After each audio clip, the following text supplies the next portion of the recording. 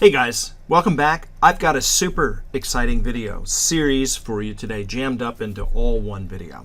Today we're going to look at the Test Studio inside of the Power Apps. Now it's still in preview, it's been around for a while, so for the most part it's about, I would say, 95-ish% stable.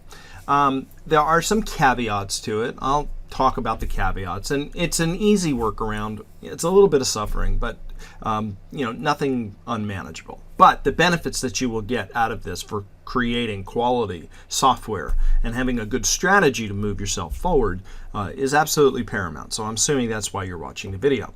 The Test Studio is a kind of an add-on or build on to Power Apps, but it's contained inside of your application that you build. So the nice thing about it is, as you build your app and you build them in solutions, then you move them across solutions. Because it's built into the actual app itself, you can test your app in any environment because it kind of moves with the app. As long as the app goes, so does the test suite with it. All right, so let's dig in and look at this a little bit further. So under applications, I have this app downloaded and ready for you guys to consume. And as a matter of fact, let me pull up another link and let's get this out of the way on the top of the video. And let's drag this over here. Okay, so I'm going to put a link in the description box to this video below on YouTube, and I'm going to provide all of this information in here. So this is everything that we're going to cover from the code that you're going to see me write. So for example, there's some custom on test case complete. This is the FX. This is the FX code. If we look at it, it's a patch statement. Essentially, if you're used to writing patch statements, then this will look familiar to you. But in any event, here's the patch statement here. Now I did make a disclaimer. It's like you want to replace certain things in the patch statement with, your data source, your column names, things of that nature. But the structure of what I'm using here is also here. In addition to that, I also have a full download version of this application, so you can import it into your environment and you'll have access to everything that you're seeing here. The real benefit comes into this README. I've kind of synopsized and summarized it. So first, the Test App Studio. If you click on here, this will take you over to the Microsoft documentation, or official documentation rather. Okay, and so this is the Test Studio overview. The meat and the potatoes of what I have in my GitHub is over here under Working with Test Studio, and then on the right sidebar here you have all of the stuff. So here's some of the testing functions, processing the results. It talks about all of the different fields, but if we go back to my GitHub, you'll see that I've included a lot of this anyway. So here are the 4 core Test Studio functions. I list out the function, what it's used for. So we got select, set property, trace, and assert. And then of course I provided you guys links into the specific function for that particular documentation. So this is about the select function. And if you go back up to the top of the formula reference, there's an A to Z list for all of the Power Apps functions. So you might want to even bookmark that while you're there. All right, so that being said, I talk about the core 4 or the 4 core Test Studio functions. Then we talk about performance. Now this is something optional. There's a lot of extra cool stuff that you can do. So some of you guys may be aware that in an application now, they have this thing called Analytics, and it's currently in preview. And so what you can do under Analytic Preview is to go in and get all of your information about usage, performance, and location, things of that nature about your app. This is baked in. This used to be in the Microsoft Center of Excellence Toolkit, or they called it the COE Starter Kit. And so if you downloaded that, you're seeing elements of that starting to get baked into the product. However, there's an extra thing that you can do that puts your application on steroids. And so if we get into start editing the app, Application Insights for Azure.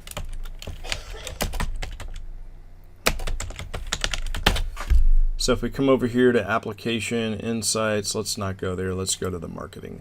So this is what I'm talking about. Application Insights.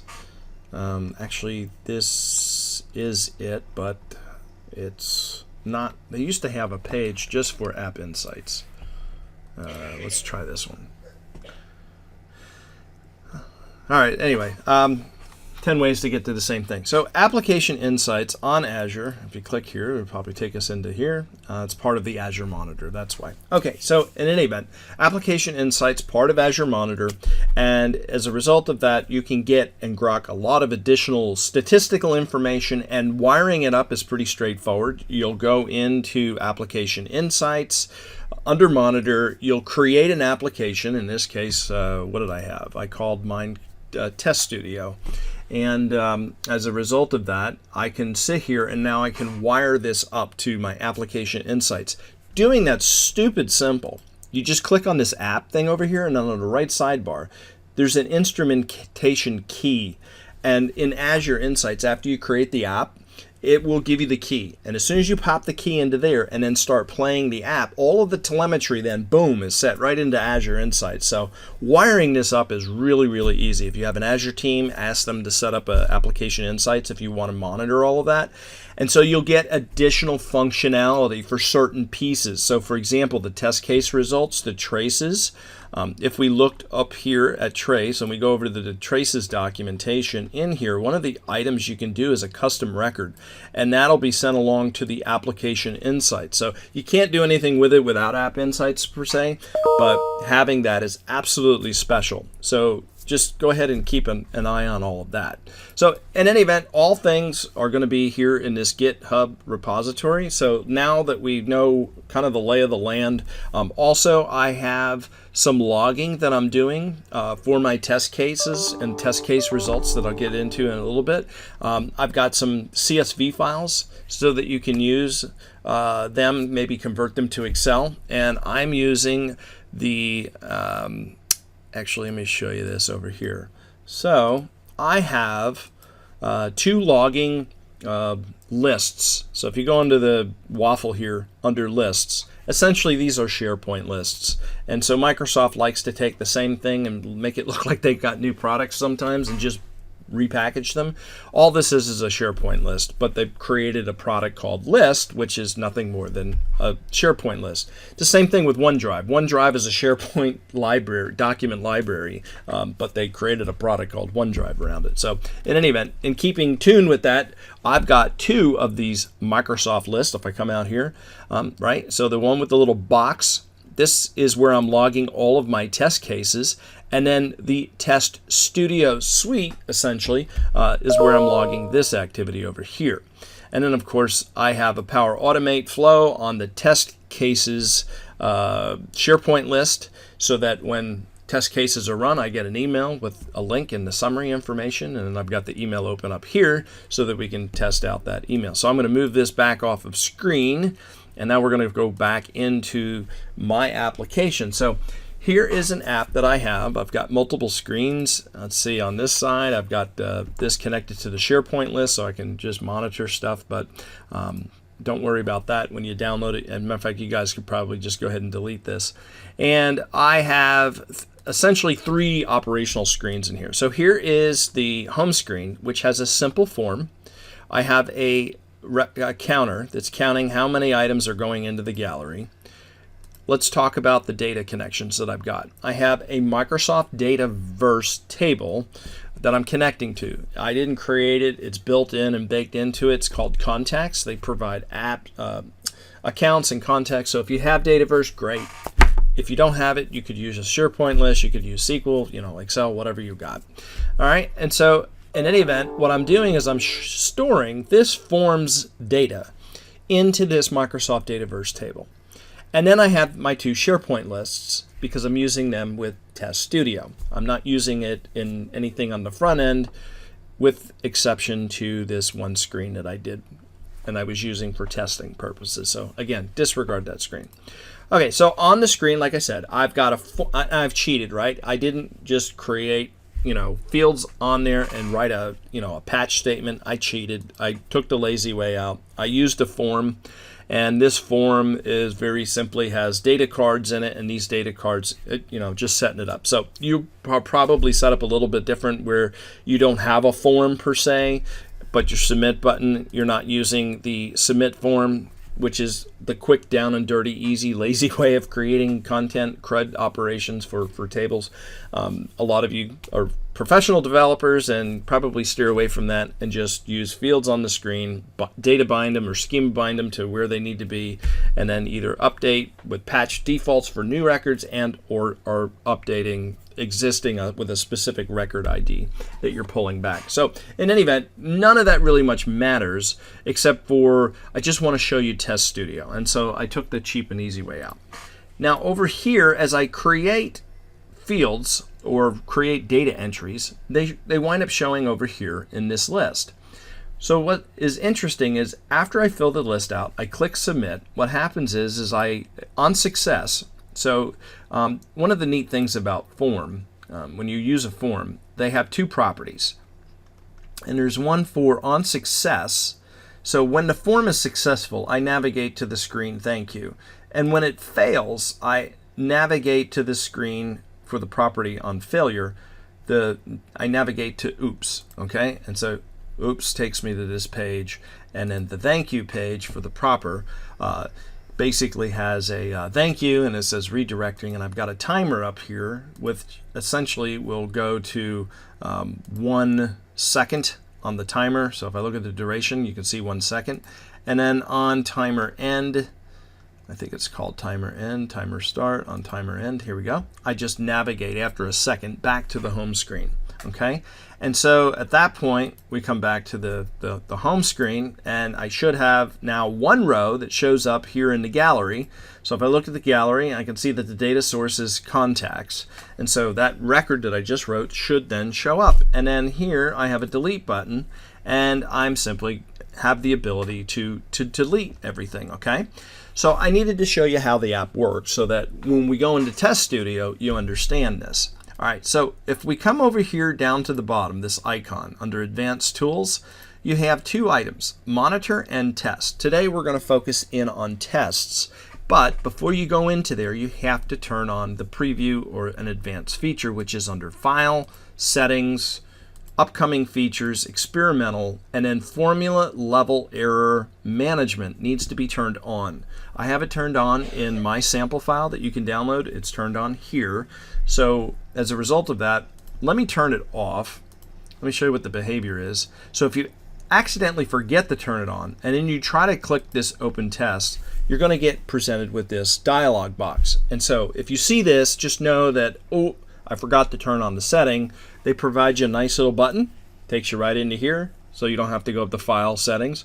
Simply just go to Upcoming Features, Experimental, Formula Level Error Management. Let's turn that on. Okay, so that's back to the way it was, but I wanted to show you the error message because a lot of times people will forget to turn these switches on that enables preview features.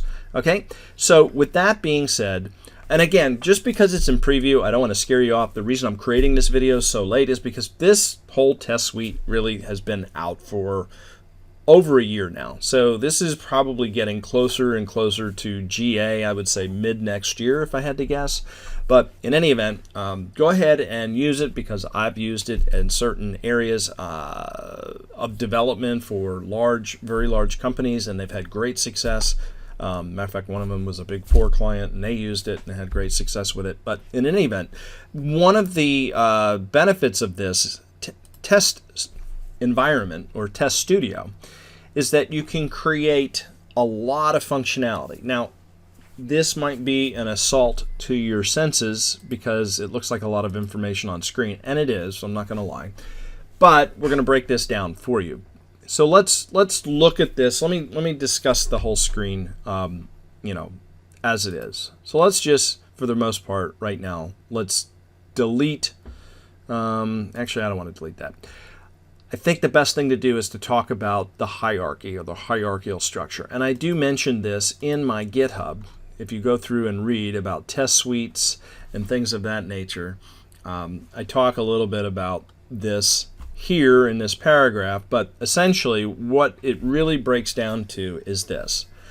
You have a test suite at the very top. So I guess at the very top you have Test Studio, right? So this is the application, the whole app that you're seeing, this whole app experience.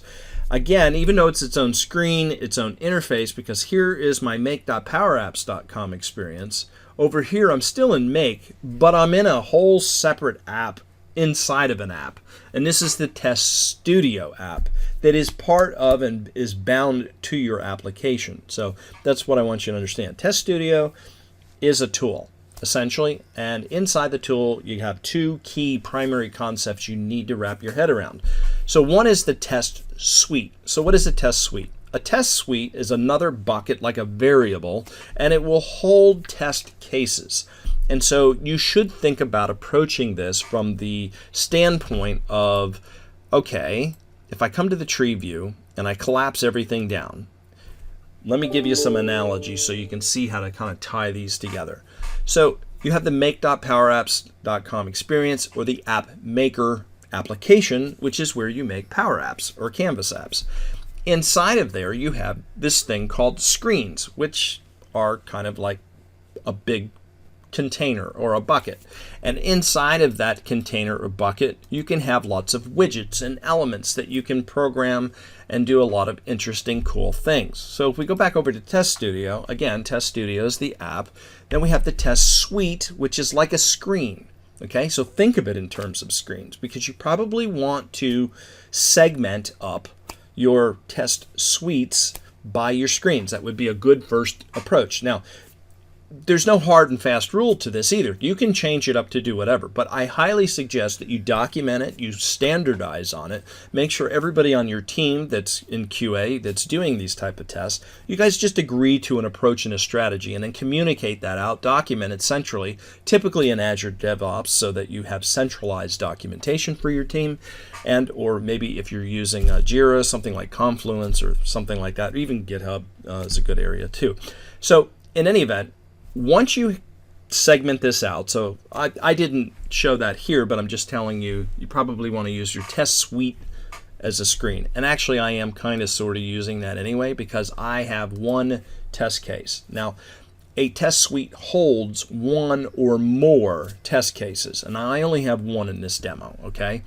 So a test case then runs through a very specific action. And so what this test case is that you can see now, if we start breaking this down a little bit, I'm beginning a trace here. Okay, I'm using one of those 4 functions. Remember the 4 functions that I told you about? Well, trace, set property, select, assert. I'm using all of them here, guys. And so something interesting about trace is that trace can be used inside of a test case, but you can also use trace inside of your application. And I'm going to show you that here. On the submit button, I have a submit form, and I'm invoking this submit form function, which is going to send my data to the backend database. Then I'm resetting the form to make sure that any of the data that I've got in there is wiped out, and that's happening in sequence. So it's happening after the data is written, so I'm okay with clearing it. And then what I'm doing is I'm running a trace, or setting a trace, which is a message, and then I set the message severity, essentially. Now, by setting it inside of the app, it will wind up showing up in my test cases. So you can start thinking about if, then, else statements that you do, or some type of conditions where maybe you want to trap and or catch information. The other benefit from using trace inside of this, which isn't going to be part of this video, you can run monitor. And when you run monitor with this, then what will happen is you'll have the ability, and I think inside of an app file, can I do it inside of here? Can I run monitor? I thought there was a way of doing it inside of here. Anyway, so if you can't do it inside of here, I know for a fact, let me come back out to here. And this is usually the way it is run. And I'm going to do a whole nother video on monitor alone. So basically, if we go over here to our apps, and here's the Test Studio, by clicking on the ellipsis, we can launch monitor from here, which is really good. So I just wanted to show you how to get to the monitor. Also, with the item selected, you can come up here and click on monitor in the ribbon. So lots of ways to get to the same thing. But the benefit of using trace is trace works in 2 scenarios, with monitor that I just showed you, and then what the focus of this video is about testing. So you can use trace. Now, I've noticed some nuances. I don't know if this is a bug or by design, but just caveat. if you have a trace going on in your app for that particular screen, then if you put a trace like this in line, that seems to never show up in the log. Because you can reference it in the logs, but it never does seem to quite show up the way that I expect it. And so I've got traces all throughout this screen, and so they seem to be okay. So at the screen level, on visible, I have another trace, and I say trace. The screen event name is, and it's not really event name, it should say the screen name is. Let me go ahead and save this later. So the screen name is, and then I'm basically bringing back the app active screen and this active screen name. And then I'm tracing that with just an informational type of thing. So I'm using trace there. I'm using trace on select. Now, trace needs to be tied to a behavior, not a property. So if I were to try to stack on a trace for, I don't know, just a property of this button. So if I try to do it on the hover fill color, right, and I do the semicolon and try to put it in there, you're going to get an error. And if you hover over it, it says behavior function and a non-behavior property. And that's basically what it's saying. You can't use a behavioral function when you're trying to set something for a property. Like hover fill is a property. It needs an intrinsic straight up single value. You can't do things behaviorally like on click, on select, on visible, on whatever.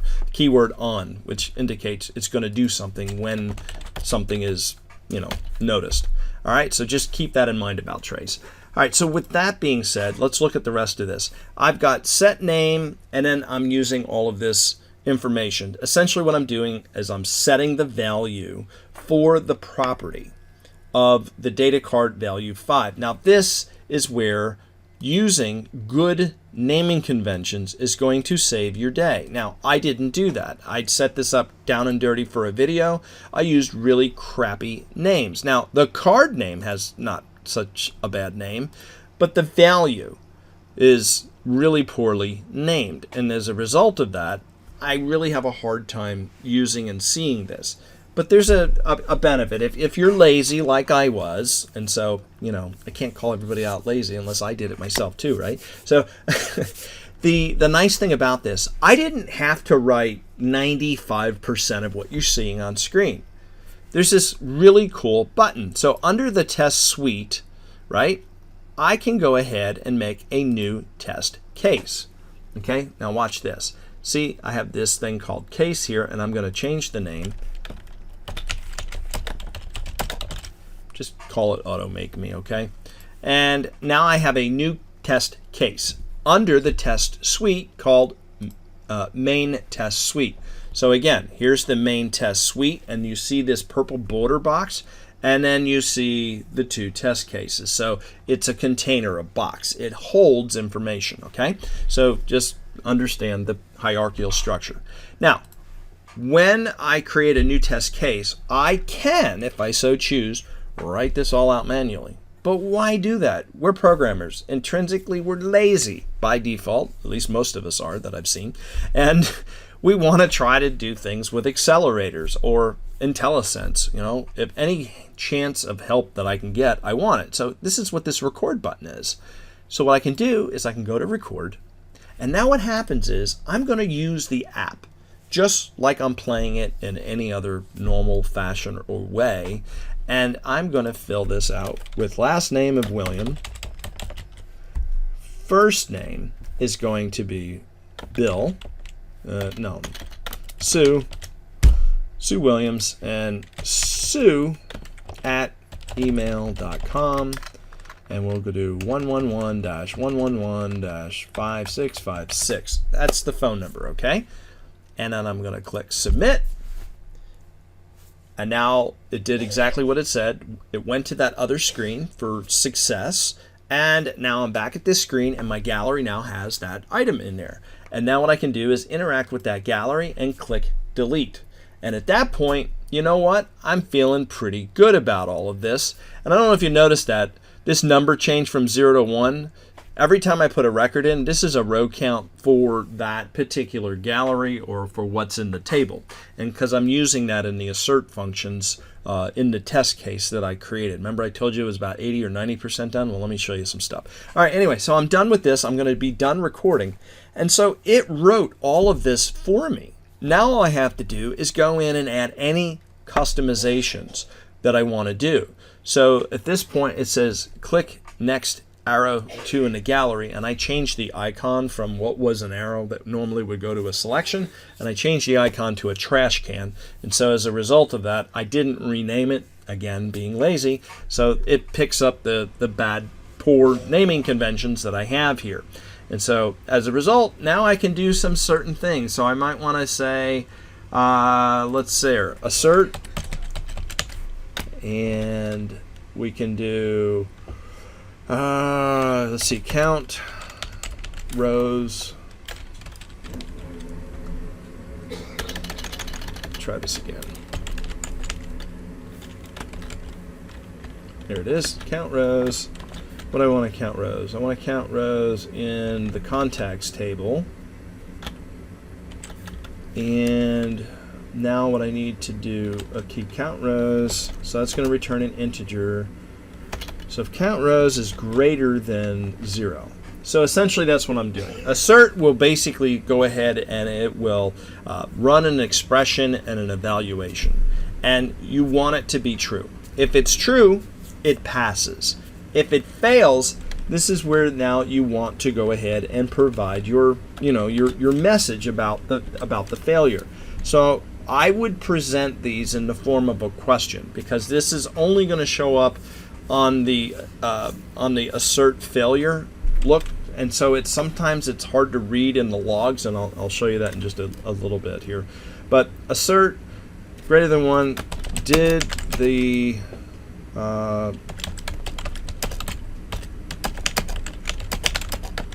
so did the record make it into the database? And say, so that's kind of the questionnaire. Now, I can do a concatenation on this. I can do an and I can bring in, this formula inside of it so that it's part of the error message or part of why it failed. And the row was, and now I can do something like that. Okay, so essentially anything that you can do in the FX bar within the app, it's the same thing here. But there are those certain key 4 functions that's part of the test suite: the select, set property, assert, and trace. Okay, so those are the ones that are in scope to here. And so this is really cool, right? So you can do all of these types of checking. So I've already done all of this in the above one, so I'm going to go ahead and delete this. I mainly wanted to show you that you don't have to write all of this. You can actually record a good chunk of it. And so you can start racking up test cases really, really quick and using good and or consistent test data in there. So come up with ways of creating test data. I provided static values here. You could actually bring back specific key values from a QA database that has specific test data, maybe run a random function on the first name column, just kind of to change up data. Maybe like, here's a great use case. So for last name, you would do like Williams, and then you would do O'Malley, right? O, the single apostrophe, and then Malley, right? Those Irish names, those quotes, notorious in text fields, especially database schema rights. If you're going to have a problem, an O'Malley or something Irish name with a O something, or Mick, and I don't know, wherever you got these single things, and also Chinese characters, foreign languages. A lot of companies are global these days, so you're going to get all kinds of weird, unexpected characters. So you need to be testing for that, as well as car 13, car 10. These are hidden carriage returns and other weird things that wind up showing into your, that could show up in data sets, or that could be added by an end user, because lots of times, believe it or not, they don't type in a text box. They love to copy from some other source, maybe a Word file, maybe an Excel file. And inside of those fields that they're copying from, they unknowingly bring in a bunch of crap. And you as a developer also are not thinking they're copying and pasting values from some source. You think they're just typing into a text box. They're not. The use case is they copy and paste. You do it. Why shouldn't they?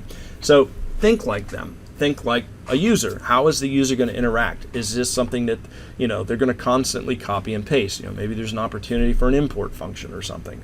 But in any event, I need you to start thinking along testing and test suites in those lines, because this is how you're really going to use this tool to the best of its ability to really kind of dig in and weed out, where are the weaknesses in my app?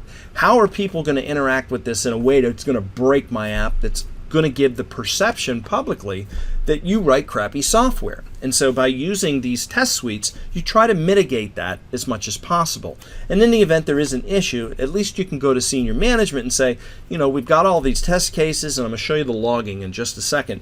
And so then you can show them the historical. Look, we've done all this work around it. This is on a fringe. We didn't consider this case. We will now add it to the test suite as a test case, okay? Or you'll add it as a test case into one of the suites, either miscellaneous or categorically, or however it is. But the point is, think about the structure of this: suites, containers, and cases, and things of that nature. All right, let's get into the logging. So let me jump back over here before I get into the logging, because I do need to show you this.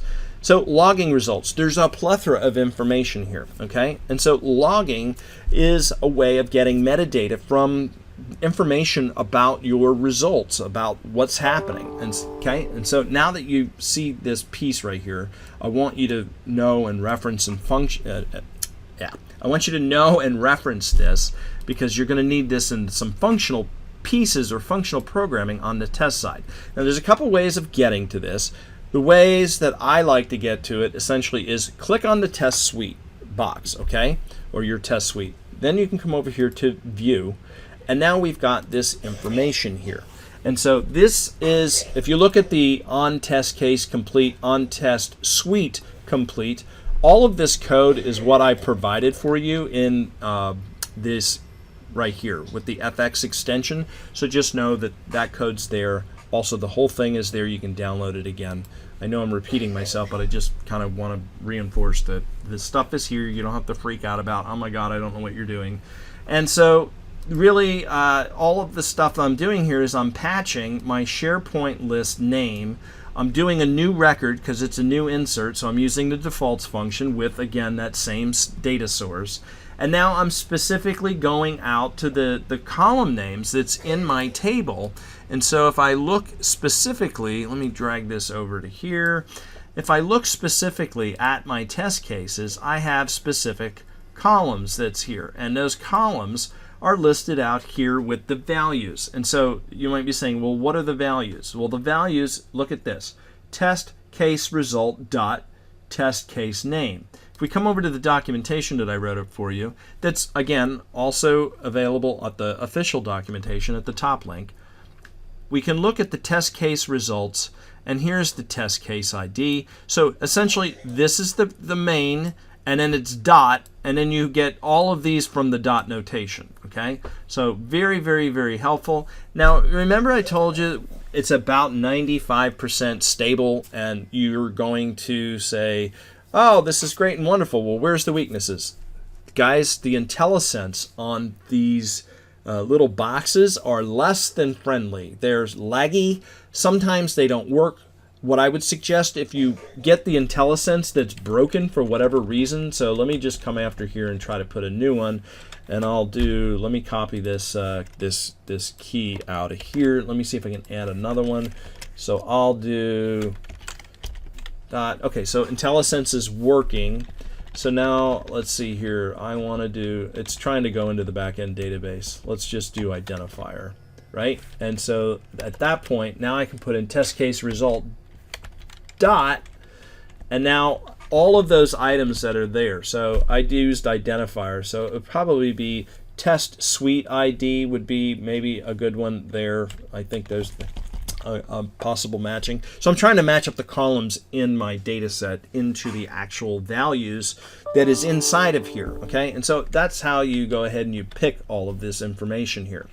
Now, it runs in two stacks or stages. Remember, we have test suite, which is the outer bucket container, and then we have the actual test case. This logic writes to a very specific table for test cases. And then the summary information of the test suite is here as well. So again, look through what options you have available for logging as it relates to the case. Okay, you know when to start, the end time, if it was successful.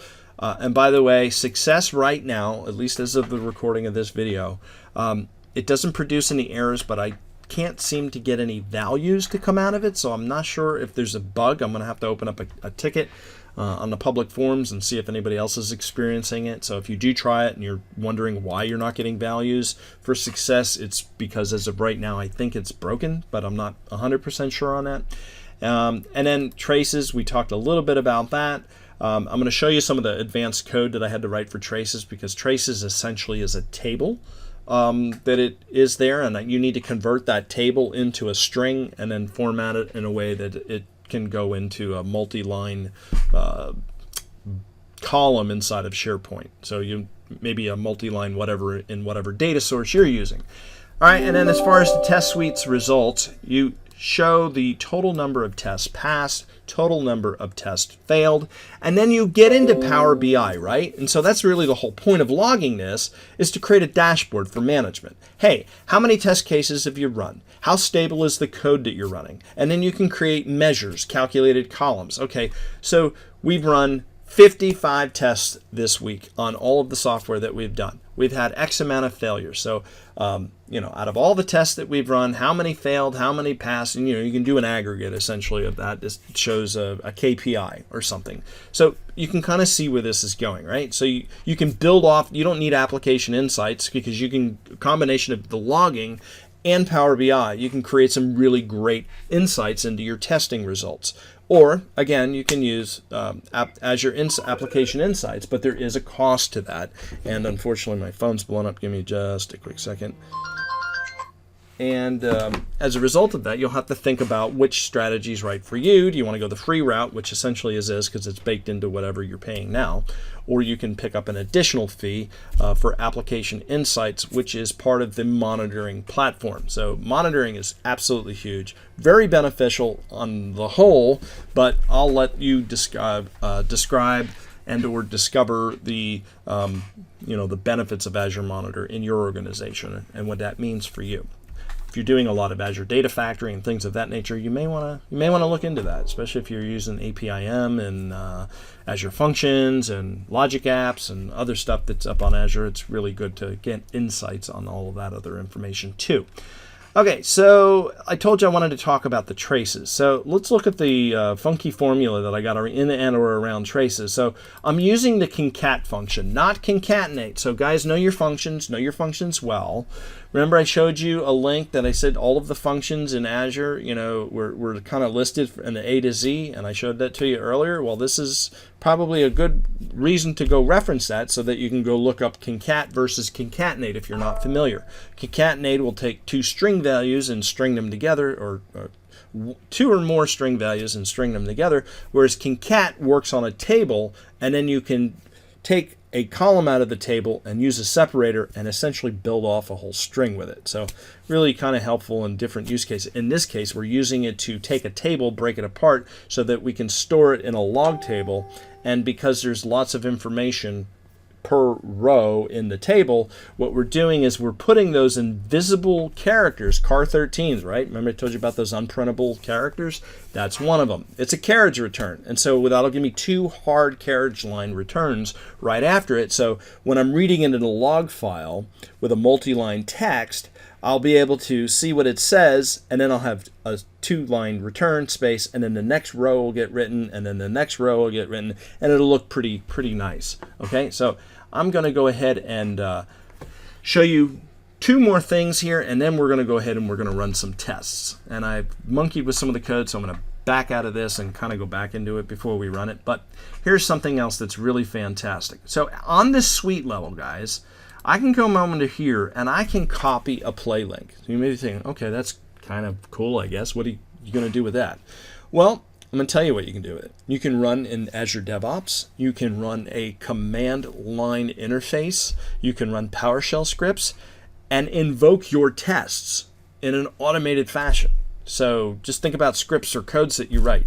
You just get the URLs and you start passing them in, and then all of a sudden the test suites will start running off. So maybe part of your build process, or moving from place A to place B, you can leverage these links to run an entire suite with all of the cases. It'll get logged. That log will then fire off a trigger to send off an email, to do whatever. All of the automation sequences that you can see that are coming out of this, you can start to see this come to fruition. So really great, powerful stuff. Not only can you do this on the test suite, which will kick in all of the test cases, you have the same functionality at the lower level. Okay. Now, caveat. This is big disclaimer. If I can put like a humongous asterisk on the screen, I think I will. You need to understand this. The things that I showed you earlier, on test case complete, on test suite complete, any code that you write in scope to the case or to the test suite, this only fires depending on if you're in scope running the right thing. So here's a great example. If you're wondering why your logging table shows no logging details for what you wrote here under the on test suite complete, it's probably because you ran and played the case, a single case, not the test suite. So you don't get invocation of both of those, the case and the suite, unless you run it from the suite level or layer. Okay, very, very, very important to do that. Okay, common mistake everybody gets to when they're dealing with all of this. It's not really clear. It just comes from experience. So now that you know, you know. So as a result of that, I am again going to bomb on this. I'm going to close out of this page. Yeah, I knew I made changes, and I don't trust the changes that I made. So I know it works, but I don't want to monkey with it. All right, so I'm going to open test. I guess another caveat too. Now, this is a personal pet peeve and annoyance. By the time this goes to GA, I really, really hope they fix this, because this is kind of annoying for me. Because the test suites are tied to the application or inside of the application, anytime I make a change, I got to publish the dang thing. And that's a problem sometimes, because if you're the type of company that leverages and uses version numbering in a way that's tied to actual legitimate code changes in the application, and you don't care about anything that you're doing inside of the test suite or test studio, then you're going to be a little frustrated like me as well, because every time you go to run one of these, right? See, the save button's lit up and everything is what it is. I'm going to run the play button from the top test suite.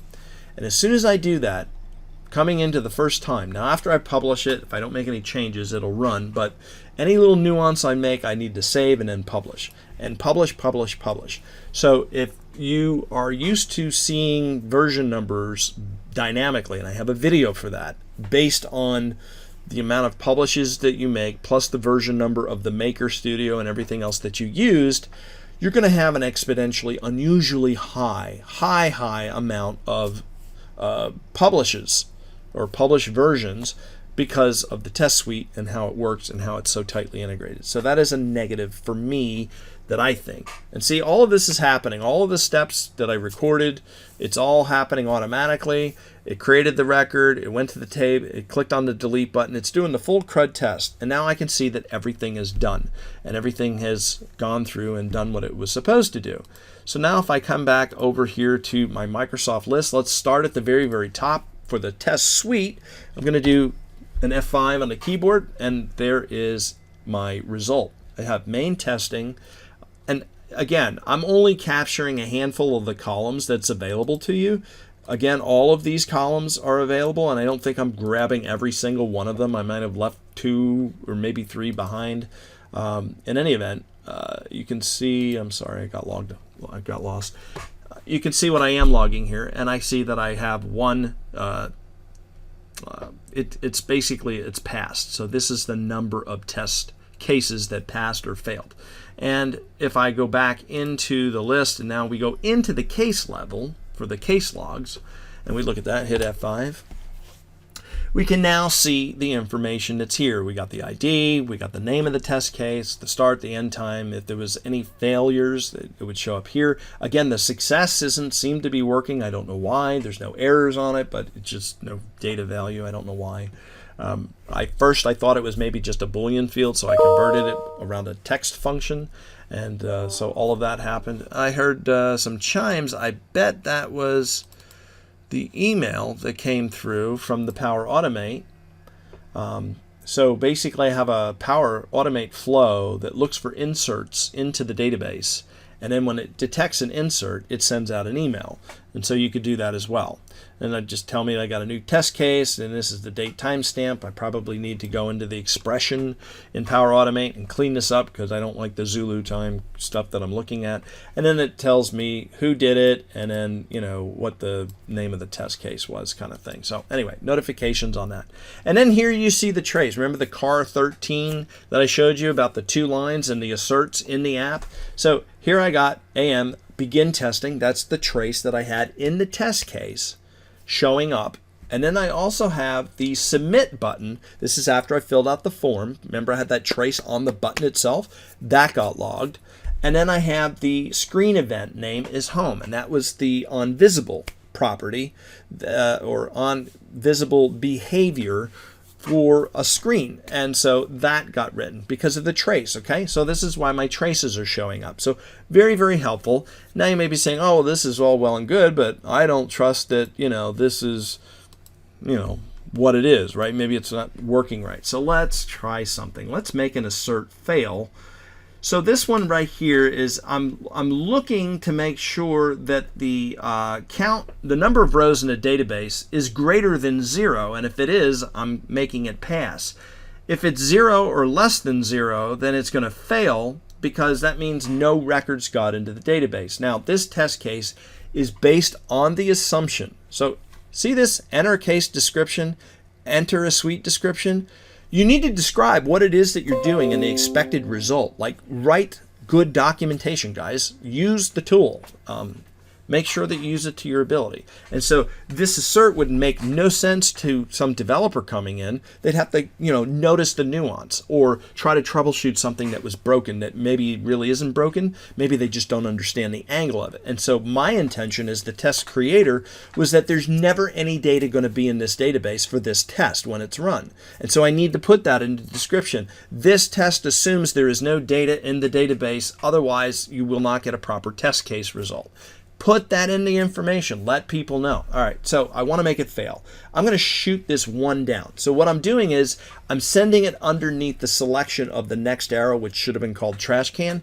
So that selection, when it's clicked, it's deleting the row out of the database, which then will bring the data row to 0, which means the assert is going to fail because it's not greater than 0. It is 0. Okay, so if I rerun this suite again from the top, let's go ahead and run play, and see now I need to go ahead and publish, which should save up everything for me. And of course, you like watching paint dry. See, we're already at 47 minutes. I knew we'd be close to an hour on this. And we're going through the rigmarole.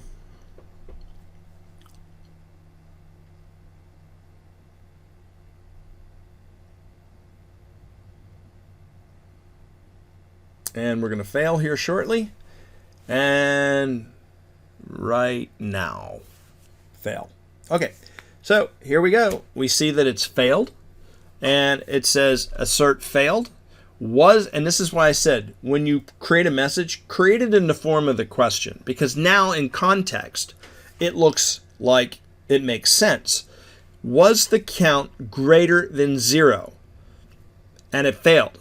And so assert failed. Was the count greater than 0? So it failed because the count wasn't greater than 0. The answer to the question was no, it wasn't. And then I provide what the value was. The count was actually 0. So now I know why it failed. See? So not only do you use it, but set it up properly with good thought behind it so that you can communicate. Everything is about communication, guys, okay? And so now I've got the test failure. Now if I come back out here, again, go to the list. Let's start at the top. Let's look at the logs. And now I got, instead of one test case passed, I have one test case failed. You see that failure? Okay, so now let's go back to list. Let's go into the test cases. Oop, I think I went right back into the same stupid list. Didn't mean to do that. All right, so now I'm going into this one, and I need to refresh. And I don't, oh, that's right. I ran it at the test case level, so it just tells me that the test case failed, but it didn't wind up logging anything because it didn't make it that far. So on test suite complete. All right, so that should have, in my opinion, written some data because it did fire on test suite complete. So that to me tells me that that should have fired. So I'm going to have to look into that. Probably because if I go out of this and come back into this, it will wind up working as expected. Again, the little crazy nuances, it's only when you're building it and dealing with it. But once you've got it stabilized, it's really consistent and it works extremely well. There are those weird nuances that's happening. And again, it is in preview, so disclaimer to that. All right. So with that all being said, I'm going to go back one more time, Control F5. Yep, I certainly didn't get it. All right, so now I am going to click Done, and this time I'm going to run the test case straight off from the case level. I want to see if I can get something written to the log. And if it doesn't work, we're going to bail, we're going to come back, and then if it works, then you can kind of see real world, some of the challenges, some of the annoyances, but again, it's in preview, so let's not worry about it. Okay, the test, this is the on case complete. The test failed. Did the row enter the database with the, it was actually 0. Okay, done. I don't know that we wrote, yeah, I think I screwed up the, code on the testing. I may have to restore this from GitHub, which is where I do know that it is or was working. So probably have to go into this on test case complete. Yeah, see, there's an error right here. There's a space there. Identifier, test case ID, test result, test case ID. What is going on here? Test result, wait, identifier, test case ID. I think that was that extra junk I put in here. Let's see here.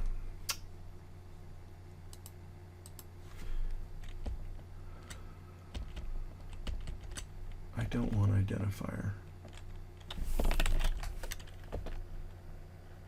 What did I call it in my log? So I am trying to log the test case. Okay, I am doing test case ID.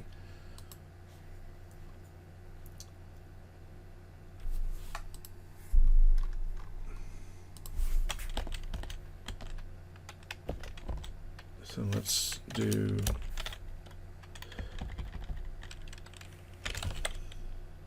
test case ID, and I want to do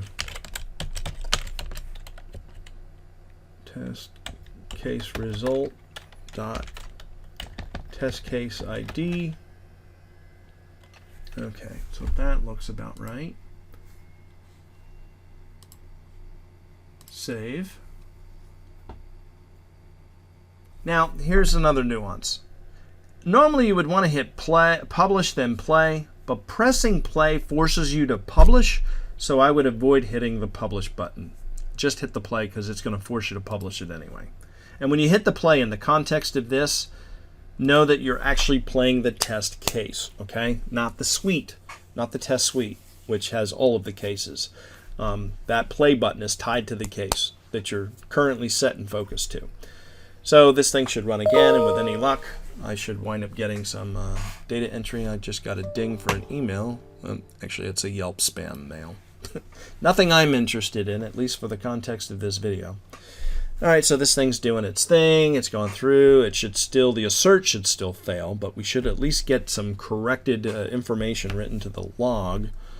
and I don't think it actually took and or fixed it. So it's one of these things where I'm probably going to have to go out and come back in again. Yep, very frustrating. Okay, so at this point I'm going to bail here, I'm going to bail here, leave, get out. And then we go into make sure I'm in the right environment, go back into the lab, go back into the app, edit the app.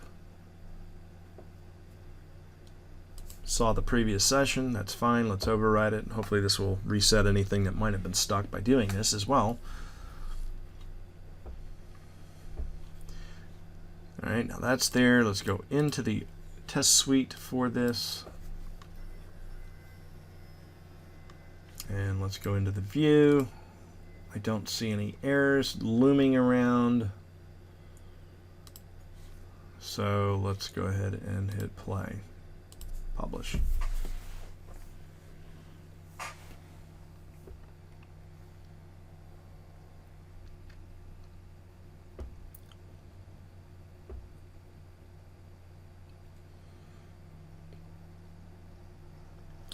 So this was before working, guys. Like I said, I went ahead and I monkeyed with some stuff in the middle of it, and there's this weird caching thing that goes on, which is why you seem to have to bail out and then come back in, and it magically fixes stuff. I'm hoping it magically fixes it now. Otherwise, I'm gonna either pause the video or come back because this video is way too long. All right, so at least this shows a green tick box, so that's at least encouraging. Hopefully, I'll get something written to the log. There it is. Phew! Okay, so I'm glad it happened on screen. You got to see the frustration. You got to see some of the bugs of the testing preview, and it's around the cache, and this is how you kind of work through it. So you'll experience lots of things similar to this. I just want you to get a full appreciation for the good, the bad, and the ugly. There's a lot of good, guys, so don't be so discouraged by the little annoyances, because again, there's a lot of value that could come back from this. So anyway, here's the information.